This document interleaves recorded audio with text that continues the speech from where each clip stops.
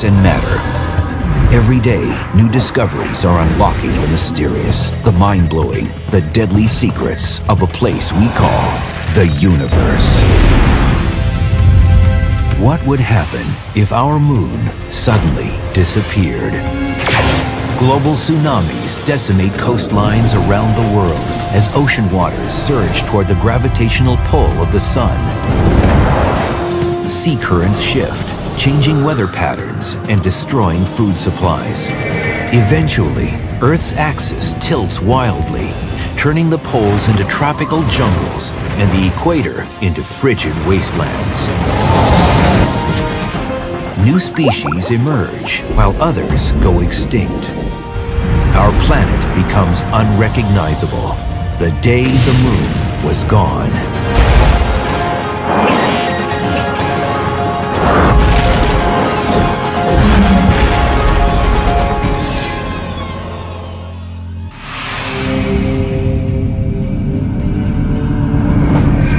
The moon is a barren, lifeless rock, but it plays a surprisingly important role in the story of life on Earth. How important?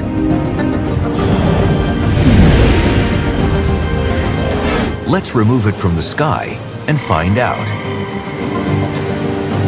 Strange things start to happen almost immediately.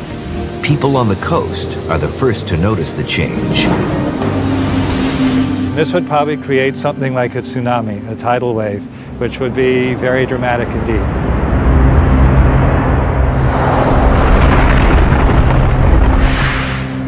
It's well known that the moon controls Earth's tides. As it orbits around us, its mass tugs our oceans toward it, causing a tidal bulge on the side of the planet nearest the moon. And through a strange quirk of gravitational physics, it forms a second bulge on the side farthest away from the moon. Few people realize the sun also plays a role in governing the tides. But because it's 400 times farther from us than the moon, its gravitational influence on the oceans is relatively small, about 1/3 of the total effect. But with the moon out of the picture, the sun is now in control. With the moon up here, its gravitational pull is sort of pulling a dome of water up. There's a big sort of bulge. Then imagine you just snipped the cord and the water had to flow back out. The water rushes toward the gravity of the sun in a massive global tsunami. The force of the waves depends on where the moon is in relation to the sun when it disappears.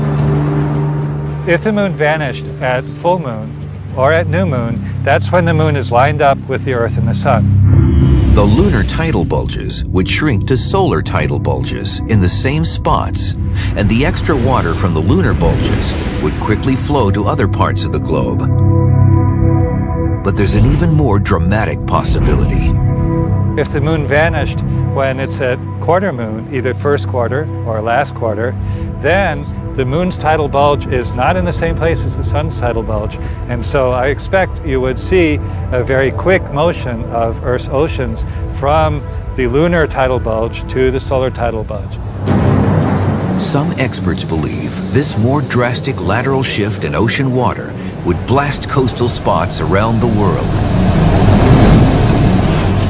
The powerful pulses would be similar to the 2004 Southeast Asian tsunami, except the waves would cause even more death and destruction, since they'd be worldwide. Two massive east-to-west and west-to-east waves would be initiated on opposite ends of the Earth. A seaside city like Miami would be pummeled by a 50-foot wall of water that would destroy most coastal buildings and sweep across the entire width of southern Florida, putting 9 million lives at risk.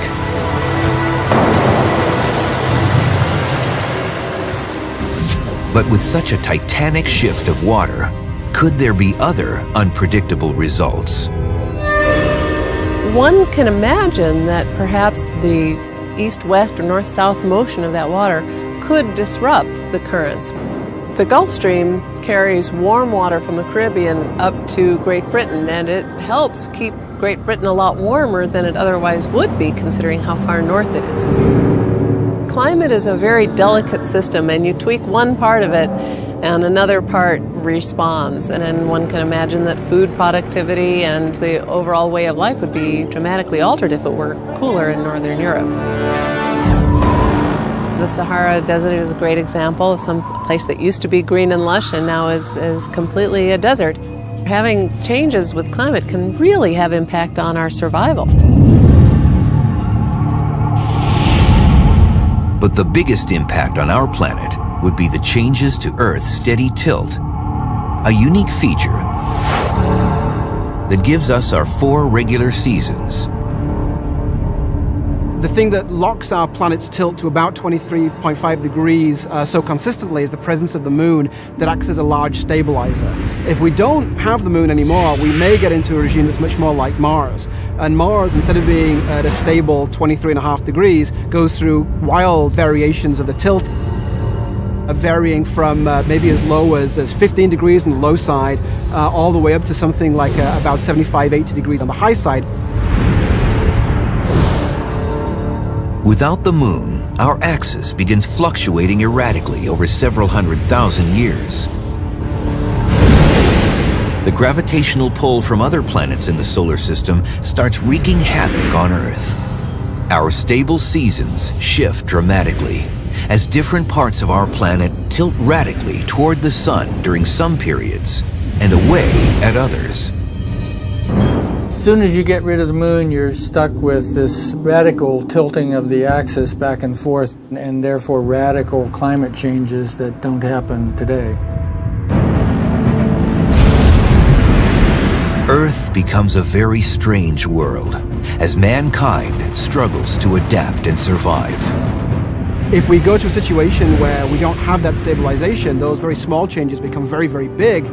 We may go to a situation where the ice becomes stable over the tropics. Imagine jungles and forests in Antarctica and ice sheets and glaciers in Central Africa. The tilt would vary on timescales of a few 100,000 years. These are timescales of ice ages coming on the Earth. We know how much of an impact that had, and humanity had a hard time adjusting to those changes as we came out of the last ice age. It's very difficult to predict exactly what would happen to humans because we're not sure how rapidly we're able to adapt to radically changing environments. And if our moon disappeared permanently, life in the sea and on the shore would be drastically transformed. Sharks would lose their hunting prowess, unable to track the schools of fish swarming above them in the moonlight. Crabs, used to mating at extreme low tides, become disoriented at the loss of lunar phases. Grunion, that lay their eggs during a high tide and full moon, suffer reproductive disruption. Even primitive aquatic plant life would be affected. Many species will spend their evenings on the surface interacting with moonlight. The moon comes up, so the algae are moving up, and they're followed by all of the organisms that eat the algae and the organisms that eat them. So the whole ecology of the ocean is tuned to light. All of these organisms will be completely disrupted. None of their ecology will work because they won't have the usual sensing signals. Millions of people would suffer from food shortages, and coastal economies would be devastated by the worldwide crash in marine life populations. I would liken it to one of us suddenly waking up one morning and discovering we were blind or deaf. That would be a chaotic thing. An Earth without the moon is a rudderless planet, highlighting just how critical this big rock is to sustaining life here. There are over 150 moons in our solar system, but Earth's moon is truly unique. Our moon is unlike any of the other moons in the solar system. It is huge compared to Earth. It's about a quarter the size of Earth, and you don't see that in any of the other planets. Because the moon is so big relative to the Earth, it's as if we're really in a double planet system. There's a crude way to think about the effect of the moon stabilizing this axial tilt of the Earth. If you notice, tightrope walkers will carry this long pole, and that gives more stability because there's mass out there on the end of the pole, and it's harder to fall off the line. So it's that same kind of thing, that the mass at a distance can affect the stability of the system. But the moon has not always been by our side. There was a time early in Earth's history when there was no moon. A period when our planet was a strange place, with 8-hour days and a molten landscape too harsh for life. And then suffered the most violent collision in its history.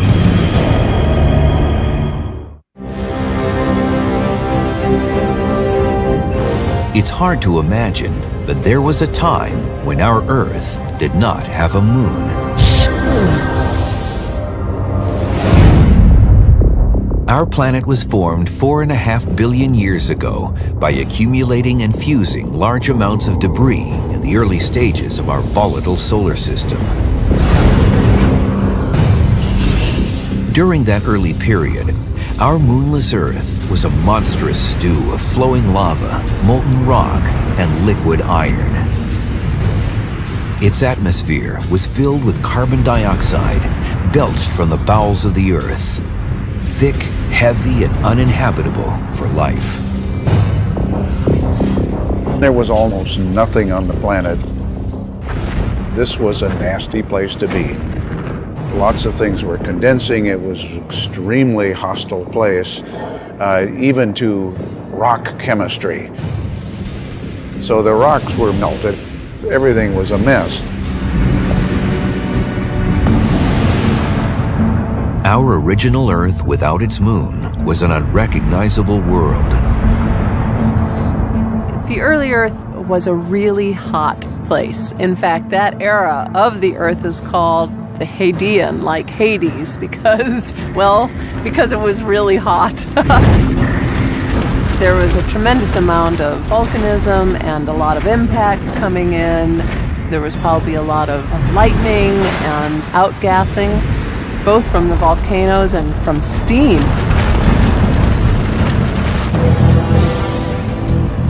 The stability of our early solar system was not much better. It was created out of a huge disk of gas, debris, and dust that swirled around the newly formed sun. Our early solar system was kind of like a roller derby. Everybody was generally going in the same direction, but there was a lot of chaos. There was a lot of clumping and accreting and things getting flung to the inside and crossing lanes to the outside. People all spilling over each other, mashing up in the corner. It was a real mess.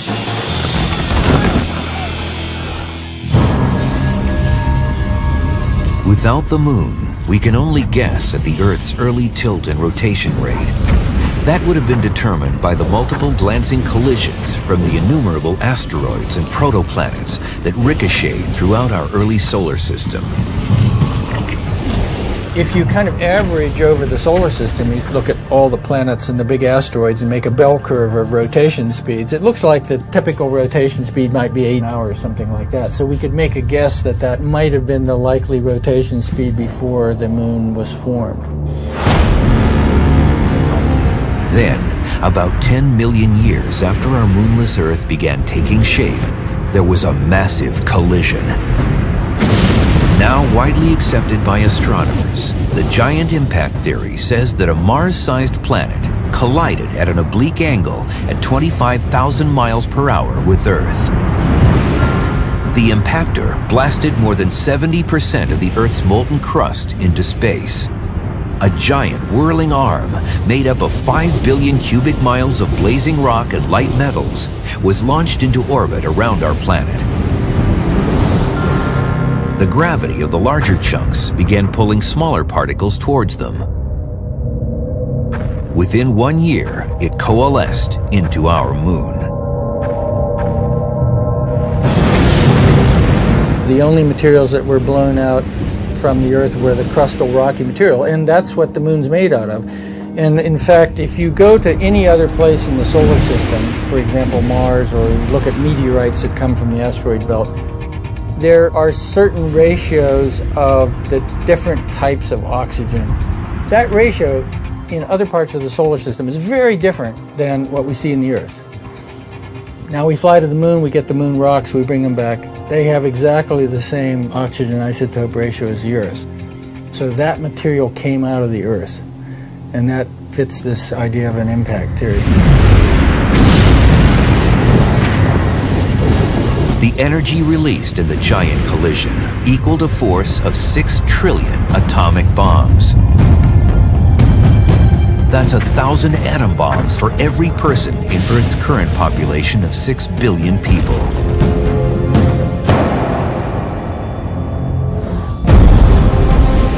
The impactor planet that hit Earth was thought to have formed in an area of our solar system called the Lagrangian points. These are regions 60 degrees either ahead of or behind the Earth, but at a similar distance from the Sun. Debris can stay fixed in the Lagrangian points for tens of millions of years, locked between the gravitational influence of the Sun and Earth. But eventually, something knocked the impactor off its fixed course. That something was Jupiter. Every time Jupiter passed by us in its orbit, it would be giving a little tug to this impactor planet. And each little tug wouldn't be very big. But if you think about, for example, having a car that's stuck in a ditch or stuck in a snowbank, how do you get that car out of the snowbank? Well, the way you do it is you rock the car. You push it a little bit, it comes back. Push a little bit more, it comes back a little farther. And this way, with a bunch of little pushes, you eventually free it. And that's exactly what Jupiter did to this impactor planet. And once it gets away from the Lagrange point, it's no longer stable and it's doomed. It's eventually going to collide with Earth. After the giant cataclysm, the inner part of the whirling arm of ejected debris forms a clump that consists of materials from the impactor's iron core. That heavier clump recollides with Earth and is absorbed into our planet's center. The giant impact was really the biggest thing that ever happened to Earth. What we have now is a core and a half. That makes our planet denser and our gravity stronger than it would be otherwise. The larger molten core takes longer to cool than the Earth's original core would have. Heat is constantly pushed up and through the thin crust of the Earth, creating fissures. It's possible that this larger core helped create the sustained plate tectonic system that formed our continents, a unique planetary feature in our solar system.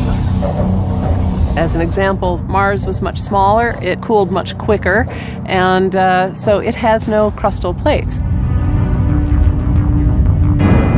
Most critically, the collision knocks the Earth onto its current axial tilt of 23.5 degrees and speeds up its rotation from 8 hours to just 5 hours.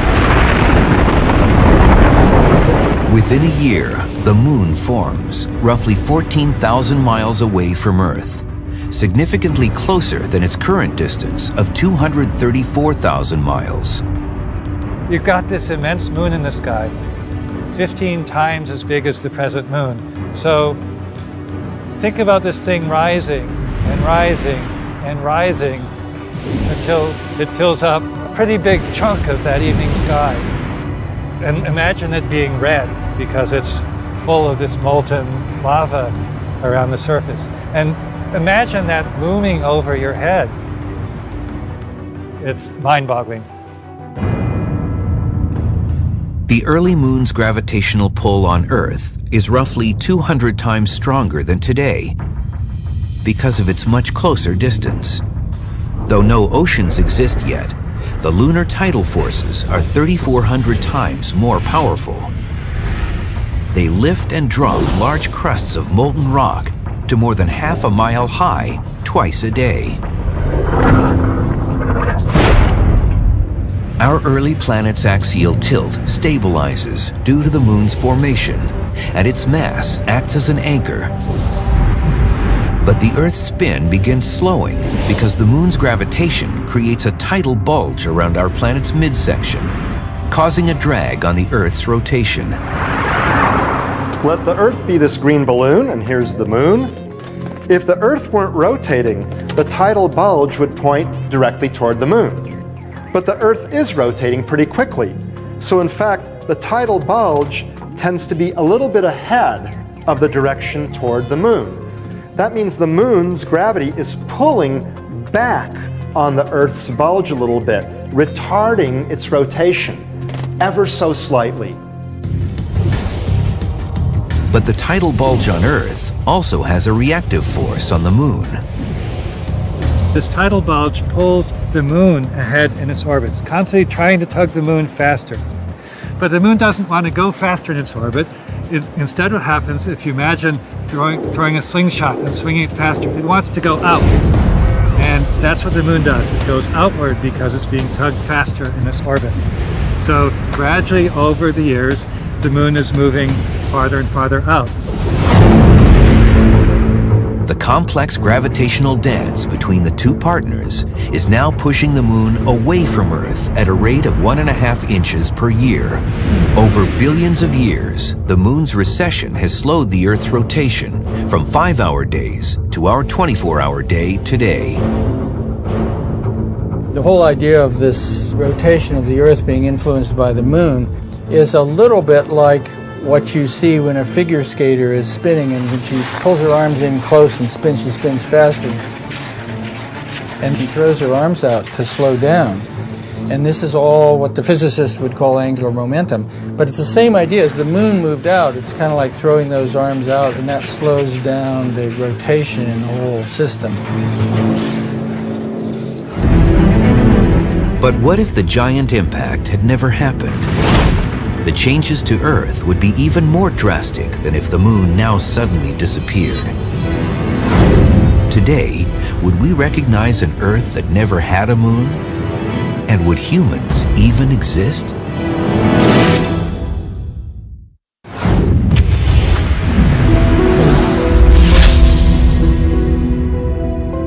If the moon disappeared instantly, Earth would undergo changes like possible tsunamis, a shift in ocean currents, sea life extinctions, and eventual massive climate swings. But if the moon had never existed, Earth would be unrecognizable to anyone today. Without the moon, life on Earth would probably look quite different. In particular, humans might well never have come into existence.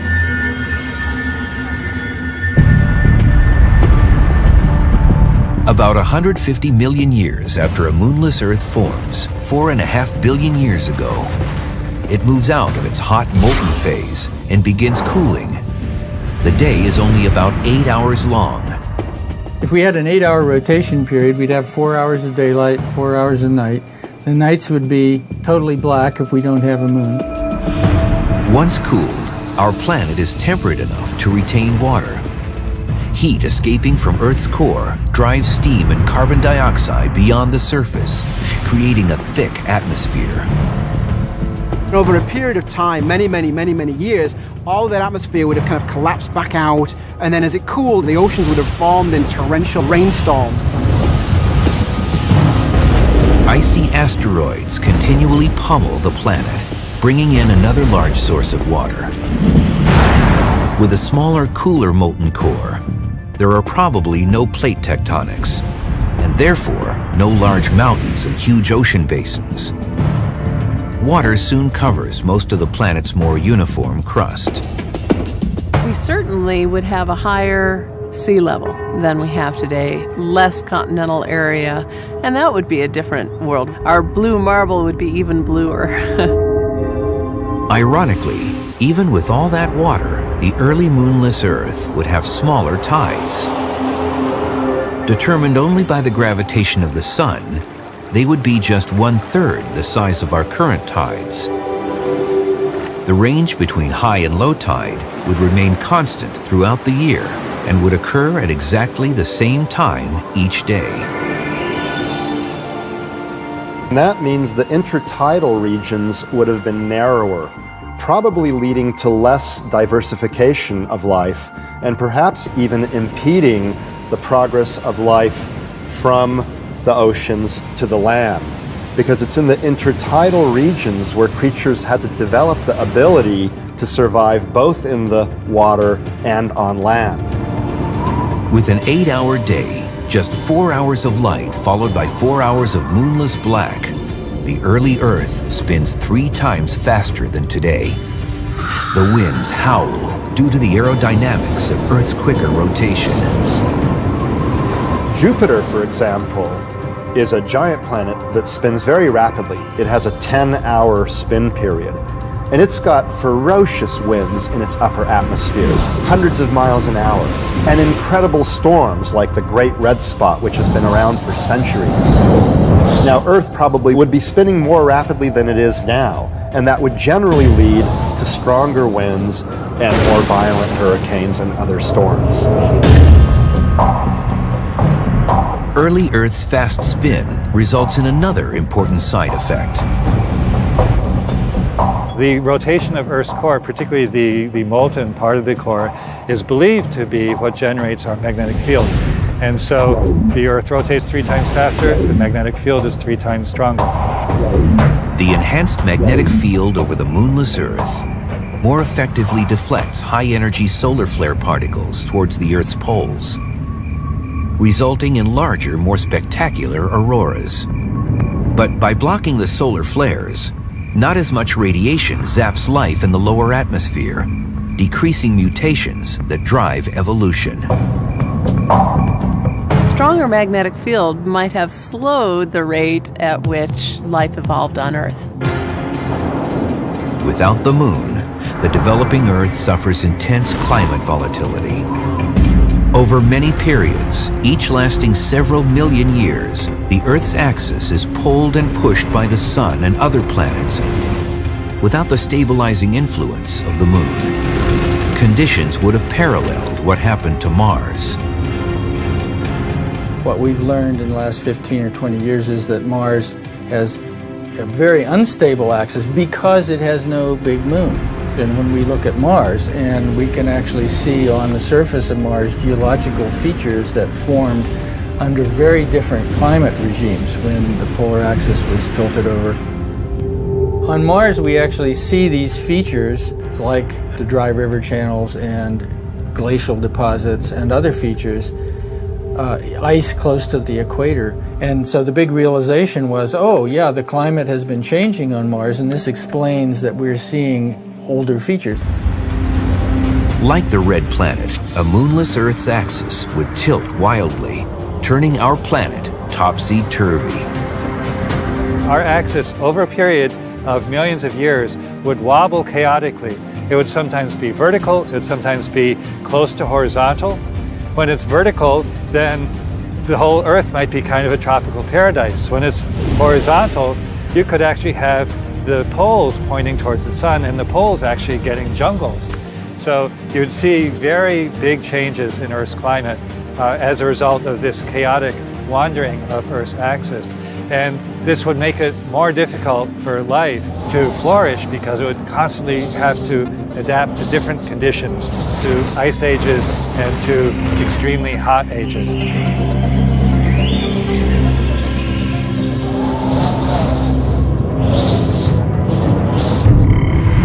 So what would life on Earth look like today if we had never had a moon?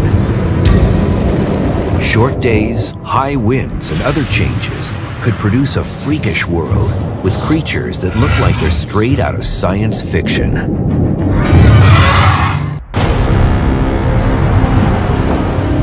The moon was formed billions of years ago when a planet-sized asteroid crashed into Earth. But what if that violent collision never happened?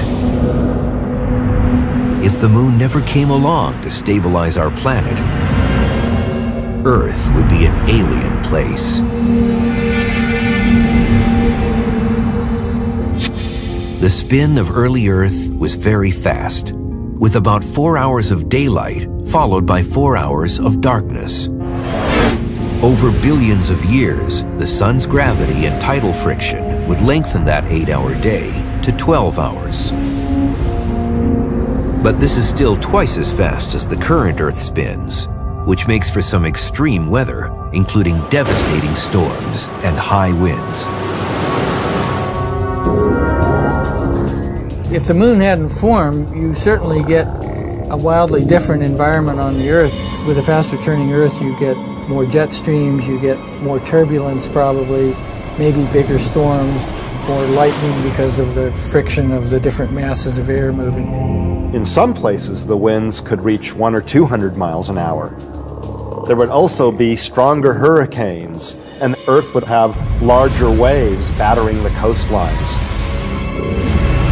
And without the moon's stabilizing effect, the rapidly spinning Earth tilts back and forth. Over hundreds of thousands of years, our planet suffers the ravages of ever-shifting climate because of the erratic changes in axial tilt. As different regions are blasted by heat, then covered by ice again and again. And without the moon, there is another layer of axial instability. Even though today's Earth is stabilized by the moon, there is still a wobble to the Earth's rotation, known as precession. Earth's tilt is 23.5 degrees, but over a period of 26,000 years, it goes through conical variations like this. And if the moon had never formed, this wobbling would be much more unpredictable. If we didn't have the moon, the Earth would precess much more slowly, and this is one cause for chaotic variations in the axial tilt. A slower precession of the Earth would lead to a much more unstable axis of rotation for the Earth. Without the moon, Earth's axis today would be like the slower spinning top, precessing, gyrating, and wobbling in ever larger conical circles. Right now, 26,000 years, very stable zone. You get it going slower, so it's maybe 40,000, maybe 50,000, maybe 60,000. Then you hit the chaotic range, and then everything goes wrong. With the more forbidding and shifting climate, evolution on a moonless Earth varies between bursts of adaptation and violent extinction.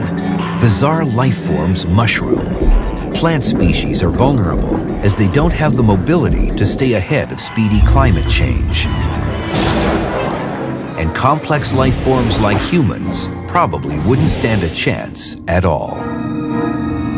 The variations in climate would be extreme and rather rapid, and it would probably make it difficult for complex creatures to evolve, because most complex creatures can't evolve very quickly to changes in their environment.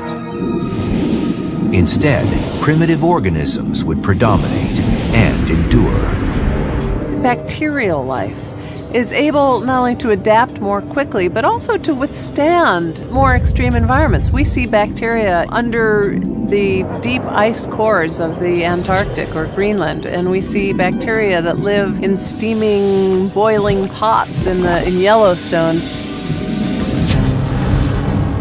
If complex life were to evolve, it would look very different due to short days, high winds, and other features of a moonless Earth. It would be much more hostile than it is now. You would see that all of these winds and all of the noise and all of the clouds moving from water to life on land would be very tough. We might see shorter lifespans because things are going on faster. During the day, there will be a limited time to metabolize and gain energy and do things. Organisms would have to be a little more clever. Evolution would favor short, stout creatures and plant life that could withstand ferocious hurricanes. Jungles wouldn't exist, since they need wind barriers to flourish. And there probably wouldn't be any creatures swinging from branch to branch due to stubbier plant life and high winds. I would expect that creatures generally wouldn't be as tall because they'd have a harder time holding themselves up. and trees with shallow root systems wouldn't become very tall. Palm trees, for example, probably wouldn't survive too well.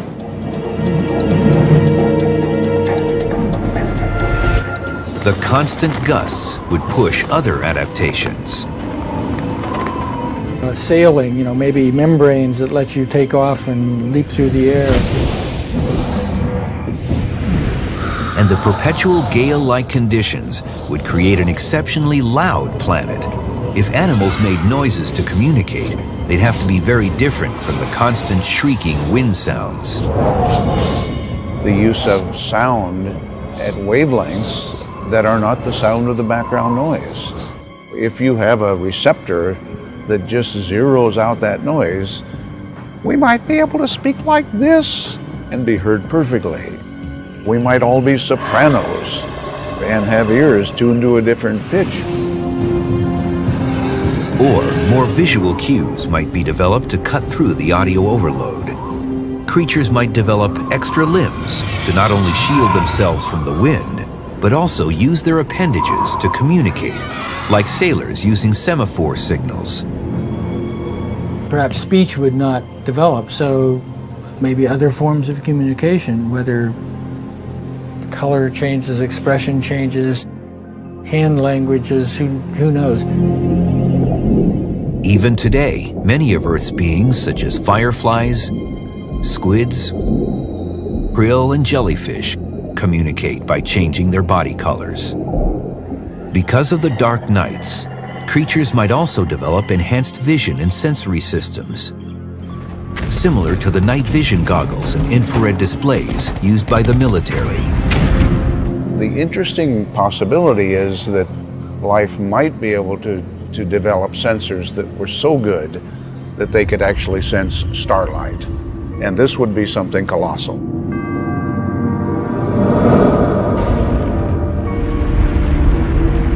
It looks and sounds like a rough and too tough world, unfit for human habitation. Luckily, when the moon formed, it created the conditions for people to develop and prosper. But our moon is also moving farther away from Earth every year. Does that mean there will be another time in Earth's future without the moon?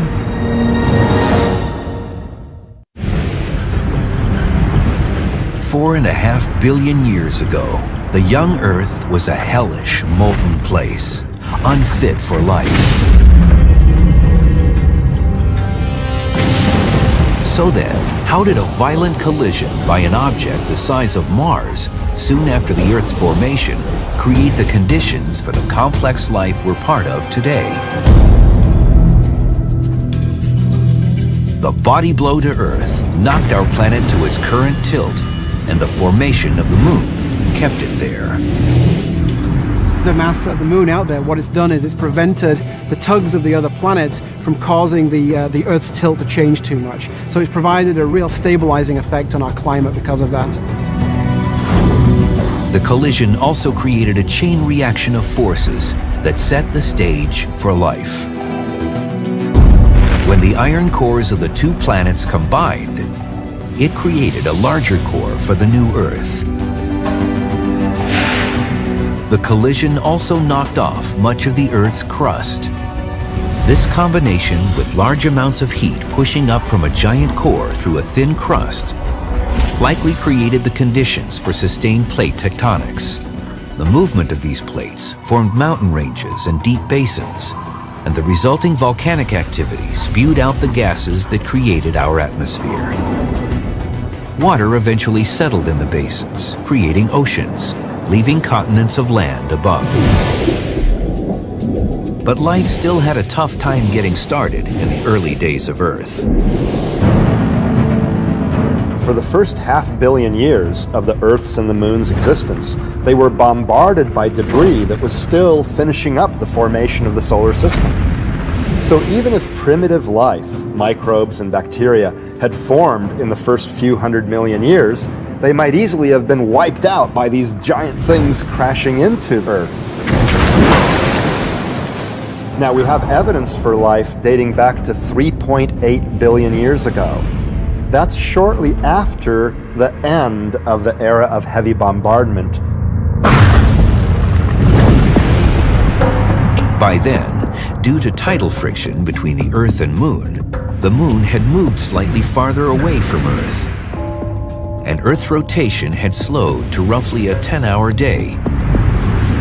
But since the Moon was still much closer than today, the tides in Earth's early oceans were humongous.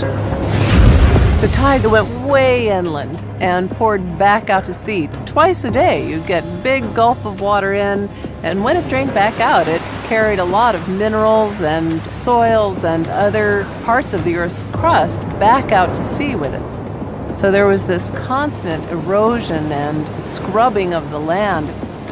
Certainly a unique environment that might have been just right for life to develop.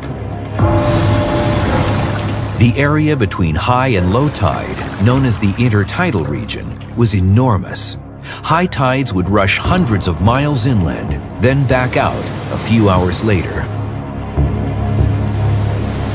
During the low tides, molecular strands began forming in some of the endless miles of tide pools.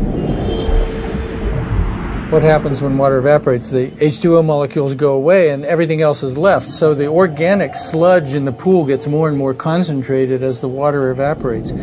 So this was the idea that life formed in these little pools.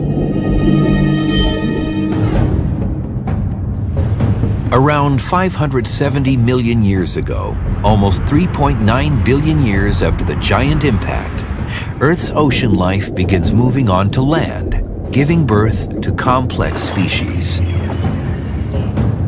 The bigger the intertidal regions, the greater the resulting diversity of life, because you can have species that live in these environments that are sometimes exposed to the sun and sometimes underwater. Over billions of years, our Earth seems to have reached a perfect equilibrium that has allowed for the evolution of a diverse, intricate, and fragile ecosystem. There are some climates that are too uniform, no seasonal changes and so on, and don't lead to life because there's no environmental stress. And on the other hand, climates that are too variable, where the seasons are changing all the time, or you're getting hit by an asteroid every million years, planets like that would probably try to form life, but they couldn't get it going because things would change too fast. So maybe there's a situation that's just right in the middle, and maybe the Earth-Moon system is somewhere in that range, which has fostered not only formation of primitive life, but the evolution of that life into folks like us. But though our moon stabilizes things, it continues to recede from us at a rate of 1.5 inches per year, while it slows our spin. Scientists estimate that we're adding 2 seconds to our day every 100,000 years. A billion years from now, our days might last 26 hours rather than 24 hours, which is great if you're a procrastinator like me. You could always use more time. So what will happen to the unique Earth-Moon partnership that made life on Earth possible? Will the Moon eventually just drift away out of Earth's gravitational influence? The rate will be so slow that it won't be a very big effect, and long periods of time will pass without much change. So long that we will have had time for our sun to run out of fuel and become a red giant. At that time, the Earth will be destroyed, and so will the Moon at the same time. We'll all get baked together. So maybe it's comforting to know that 5 billion years from now, on the day the Earth faces its end, we won't be alone.